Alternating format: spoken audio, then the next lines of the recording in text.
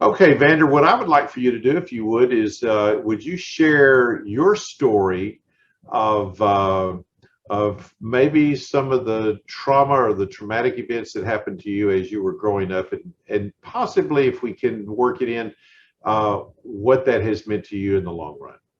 Absolutely. My father was I don't know how else to put it other than just an extreme narcissist. Very selfish, self-indulged, um, very jealous, very controlling. I some of the memories I have of my father is, anytime my mother would go to the store or something, we had to go with her and report back who she talked to, what she did. Um, and they're just crazy stuff like that, to the point of almost insanity, I would say. Growing up, the jealousy, the just random anger for no reason, the belittling, of me and my brother. And my brother got the worst of it, I feel like. I feel like in that way, I call it a blessing, whatever you want to call it. But I think my brother got the brunt of my father's wrath, just in the aspect that he was the oldest, and I was still young at that point, and so I kind of got to sit back as a kid and watch and realize that this man that is my father is not somebody that I should idolize. He's not somebody I should look up to. He's not somebody that I should look for affection from, because he's just not a good human being. Um, and so I kind of had that, growing up, that I saw my brother who loved his dad and loved his father and wanted his affection, would do anything to please him. I kind of got to sit back and watch and kind of see the wrath of that, and that it just wasn't healthy. And I was kind of a bystander in that aspect to it. And I think that's part of the reason that I made it through all that, amongst so many other reasons. But, I think through all that, it kind of grew me up really, really, really, really young. I kind of grew up and had some realizations of life really young.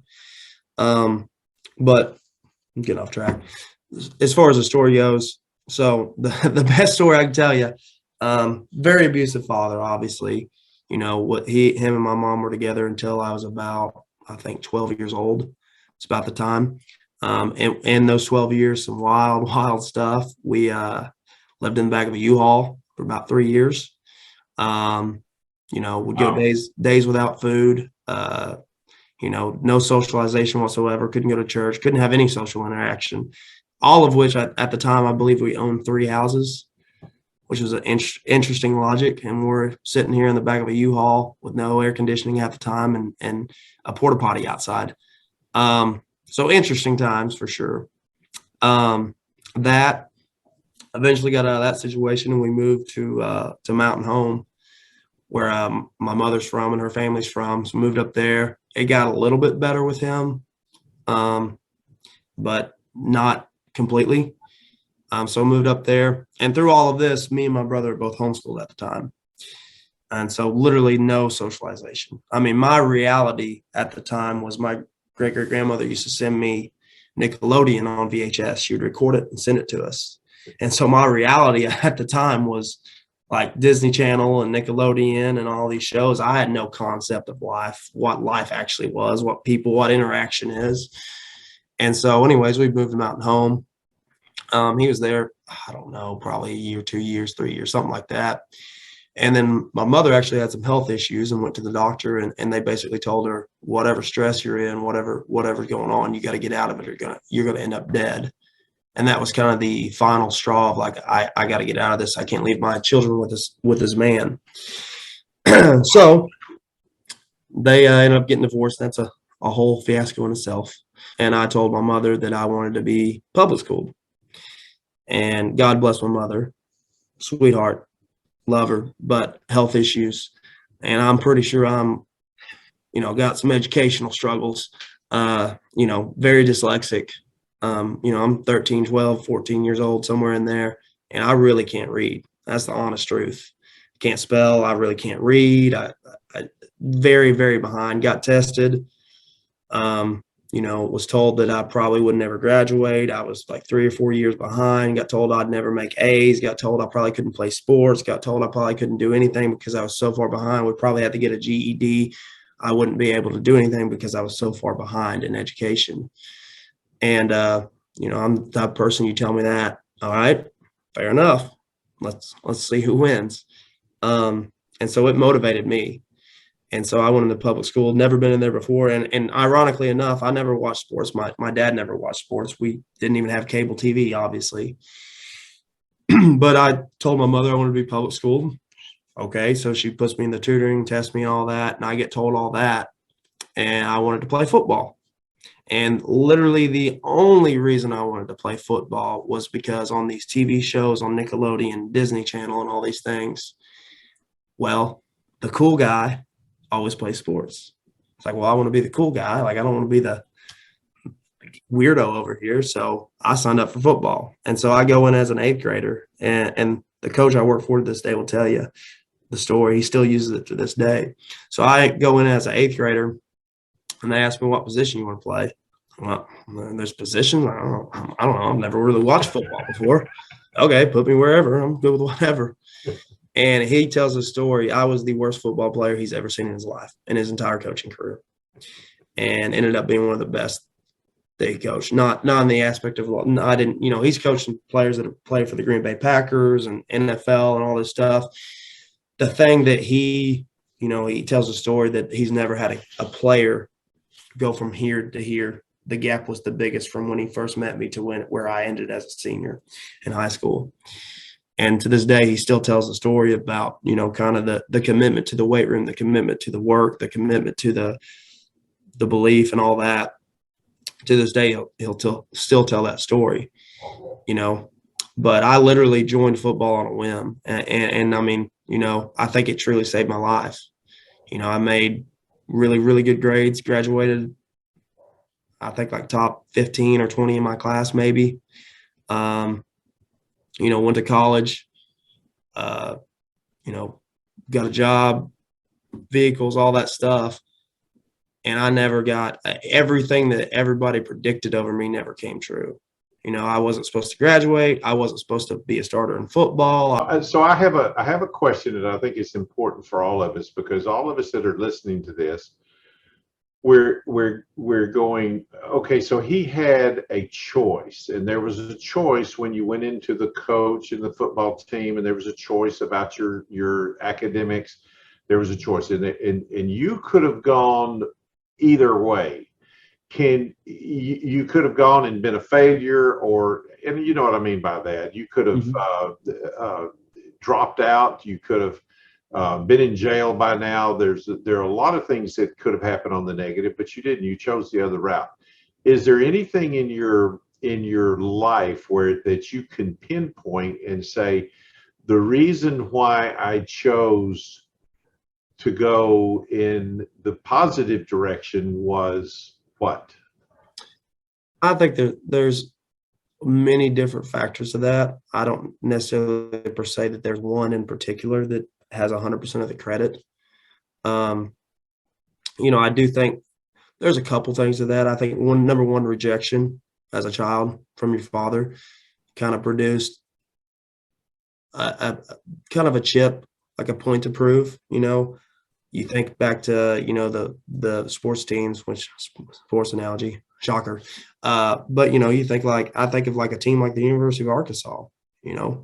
Pittman gets there and they haven't won hardly any games, one of the laughing stocks of college football.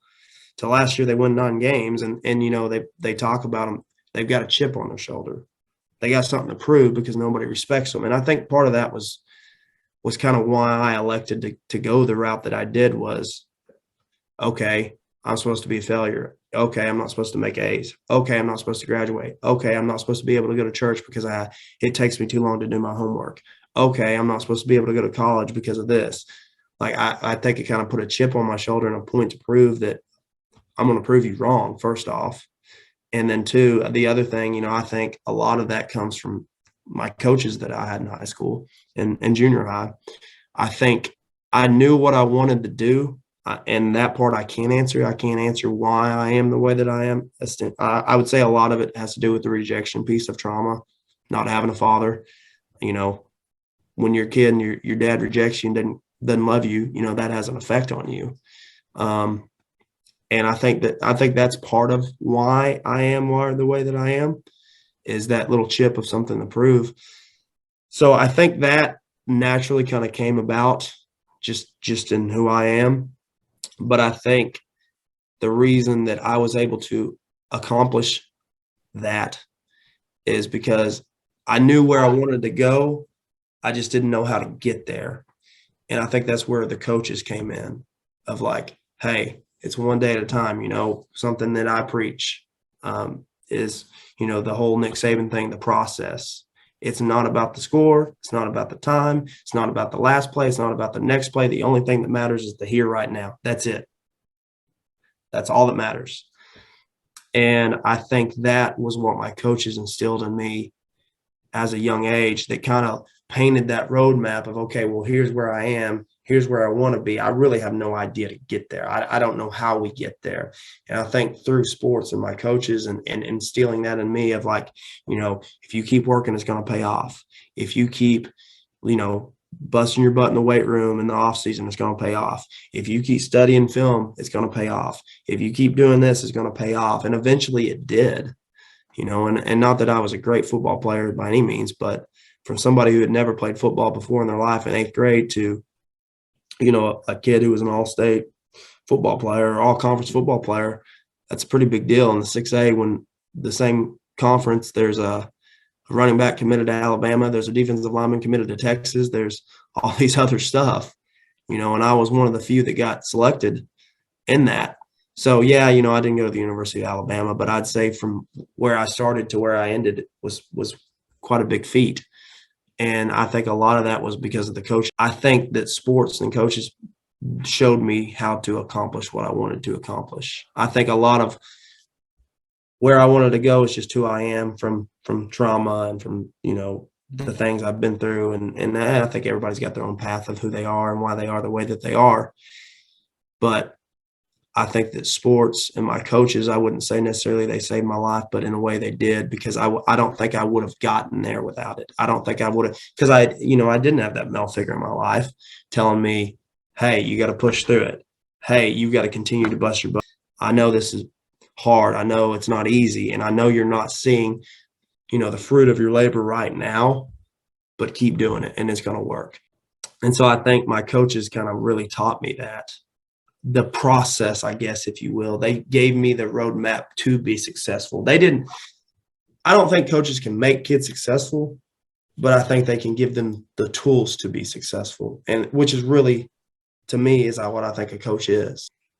Vander, I appreciate your time, and thank you for being candid, and thank you for just being open and honest. And we want to congratulate you on your career already, but also on your career to come and looking forward. And so thank you very much. And if any way we can help you, we would love to. So Absolutely. Thank you.